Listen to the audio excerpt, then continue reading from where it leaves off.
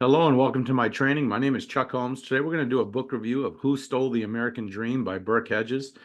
This is a great book. I learned about this book sometime back around 2003, maybe 2004, when I was fairly new to the network marketing industry. This book was recommended by my sponsor, so I purchased it and read it, and since then I've probably reread it maybe 5 or 6 times, given away a few copies. This is a great book for a new network marketer. It's also a good book to give to your prospects to kind of warm them up to the idea of network marketing. Now, the title of the book really gets my attention: Who Stole the American Dream? And the American Dream, in my own opinion, would be working for yourself, having time freedom, being able to live where you want, live a nice, comfortable lifestyle, and do what you want to do. That's really hard to do in today's world with inflation, with taxes. Most people are not living the American dream. They're living the American nightmare. And this book is really designed to get you in the right thought process to think differently so you can live the American dream. So this book came out sometime around January 1992. It's about 142 pages long, and there's about 500,000 copies in print. I would give the book 4 out of 5 stars, 8 out of 10 stars. I think everybody in our industry should read it at least once and then decide if it's something you want to share with your prospects. The book provides an in-depth review of pyramid schemes to include lotteries, chain letters, the airplane game, and other Ponzi schemes. He also reviews legal pyramid schemes such as Social Security, charities, Wall Street, and more. So it's a very interesting book that gets you to think differently about money. What I want to do on this slide is just share a few of my favorite quotes from the book, and then I'll just add my own 2 cents to each quote. I do recommend you go on Amazon and order a copy and read it yourself. Number one, he says there's nothing wrong with having a pyramid structure. So every business, every charity, every organization in the world is shaped like a pyramid. There's someone at the top, there's maybe a few vice presidents, there's senior level managers, there's hourly employees, and so forth. So having a pyramid structure is normal. It's not a bad thing. The next quote that he says is, "Today it takes 2 incomes for us to achieve the same standard of living that our parents had with one paycheck."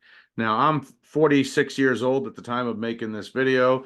I look back to when I was a child growing up. I'm a Generation Xer, and our family had one steady paycheck from my dad. My mom stayed home and raised us, and we had a decent standard of living. Most of my friends at the time were in the same situation. Usually their dad worked, their mom was home, and they lived a comfortable life. Maybe they weren't rich, but they had a average or above average life. In today's world, in many cases, the husband and the wife are working, and they're still just struggling to exist. It's really sad. Um, the next thing he says is that everything that distributes goods and services is a pyramid. What matters is whether value flows down through the levels of the pyramid in direct proportion to the dollars that flow back up. So let's just talk about a distribution model. Let's look at Walmart. That's shaped like a pyramid.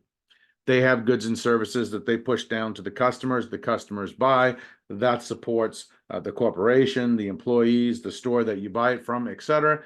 Same thing with our business. As long as the people who are the end users of the product are getting a good deal, there's nothing wrong with that structure. If the end users, if there's not end users who are customers getting a good value, a good deal with the products, then it's questionable. Then it's more like an illegal pyramid.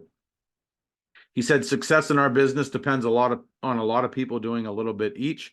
This is exactly how network marketing works. You have a team of 100 people, about 80 to 90 of them are just customers. You have about 10% that are part-timers. They're selling some products. They're sponsoring people every once in a while. And then you have 1 or 2 out of those 100 who are really serious. But the way that you grow a big team is by a lot of people doing a little bit. 100 people each bring in one person a month rather than one person bring in 100 people a month.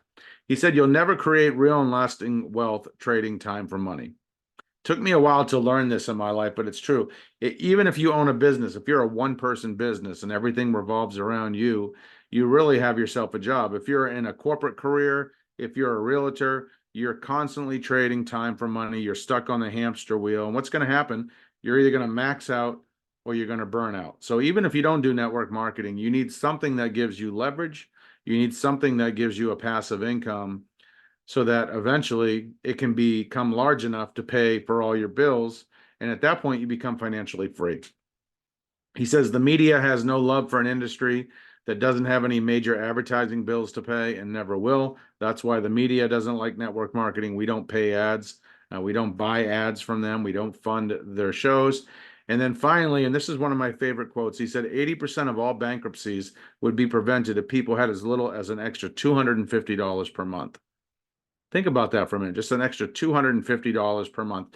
That's really the sweet spot in network marketing. Even though a lot of people talk about the big money, what it's really designed to do is allow ordinary people to make $200, $300, $400, $500 extra a month by retailing some products, building and maintaining a small team, teaching other people how to do the same thing.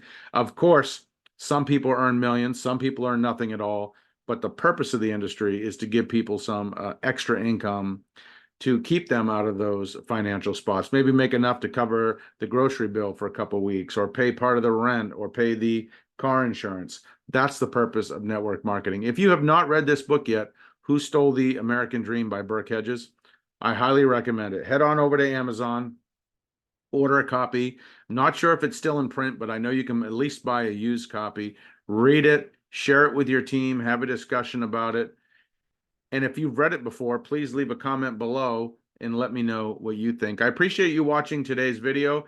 I do have a link to the book in the description box below this video, along with some other resources.